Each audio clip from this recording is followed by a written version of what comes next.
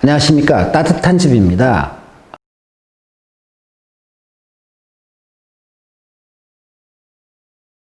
안녕하십니까. 따뜻한 집입니다.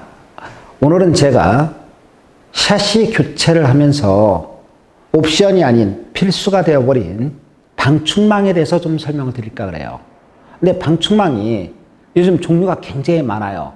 옛날에는 벌레만 쫓던 용도에서 그래서 방충망이었죠. 근데 요즘은 추락을 방지하기 위해서 안전망이라는 게 나와 있고요. 미세먼지, 송화가루 뭐 이런 것 때문에 이제 방진망이 나와 있고, 외부 침입 때문에 방범망도 나와 있어요. 그래서 오늘은 이제 다양한 방충망의 종류를 갖고 쭉 설명을 한번 드릴까 하는데, 실감나게 외부에서 한번 촬영해 보도록 하겠습니다. 자, 한번 나가 보실까요? 1번 망은 스덴 방충망이에요. 요즘 뭐 흔히들 많이 쓰고 있는 거니까 요거는 뭐 별도로 말씀 안 드리셔도 될 것 같고, 2번 방충망은 이제 선모 방충망인데 미세먼지 차단 효과가 있어요. 3번 같은 경우는 안전망인데 요거는 이제 추락사고라든지 요런 거를 안전을 보장해주고 있는 거고요.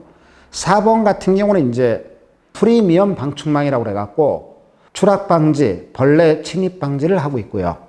5번 같은 경우는 이제 방범 방충망인데 요거는 이제 도둑과 침입 방지를 하고 있는 거죠. 여기서 여러분들이 이 망이 여러 가지가 있는데, 그럼 어떤 차이 때문에 안전망, 방범창을 구분 짓냐?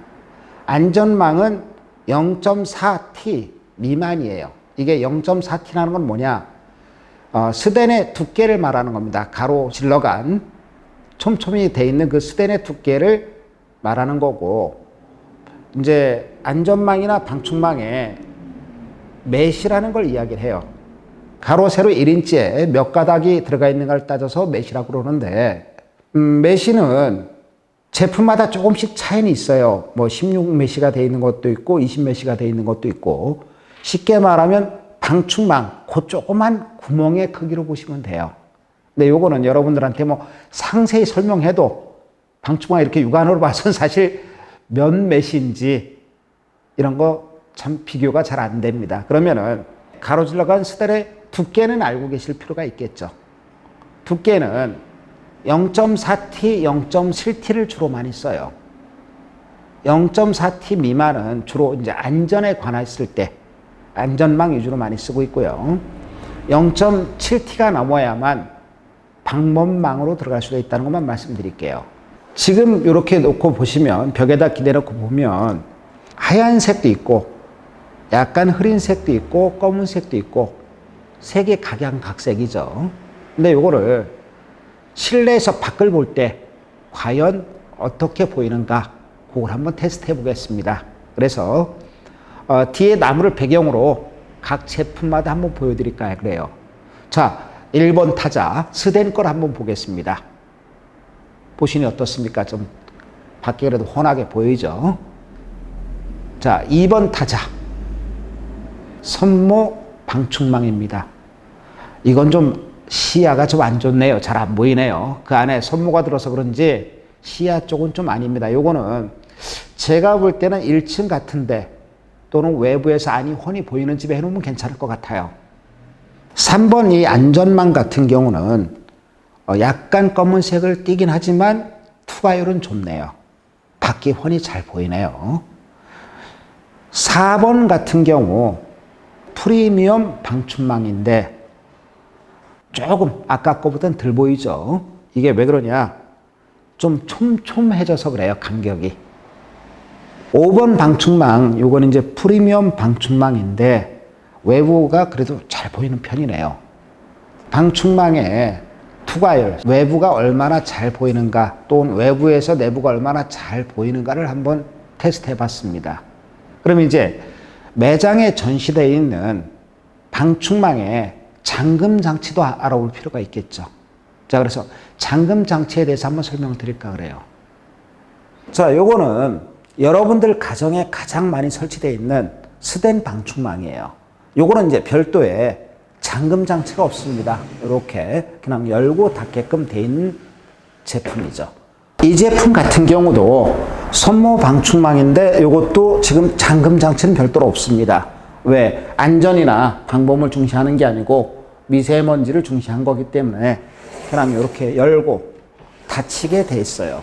그 대신에 이제 여기 보시면 모헤어가 이렇게 양쪽으로 이렇게 다 돼 있어서 요거는 이제 미세먼지를 중시한 거죠. 요거는 이제 프리미엄 방충망인데요. 잠금 장치가 이렇게 두 군데로 돼 있어요. 위에도 크리센트 방식으로 이렇게 조작이 되고요. 아래쪽에도 이중으로 또 돼 있습니다. 요게 잠금 장치가 이렇게 보시면 눌러서 잠길 수도 있고요. 이렇게 키 방식이 되어 있는데 요걸 돌려서 잠글 수도 있어요. 요걸 제껴서 여기가 나오죠. 요걸로 한 번 더 잠그고 돌려서 이렇게 잠글 수도 있어요. 이렇게 제껴서 다시 돌려주면 열어지고요. 요것도 이런 식으로 돌려주면 열립니다. 요거는 3패스 결합 방충망인데 요거는 이제 두 겹으로 되어 있어요. 하나는 방범 방충망이 1차 되어 있고요. 바깥쪽에는 미세먼지 차단 방충망이 같이 되어 있어요. 그래갖고 이중으로 해놓은 거고 세 가지 기능을 한다고 합니다. 첫째는 벌레를 방지하고요. 두 번째는 이제 방범, 외부 침입을 줄이고요.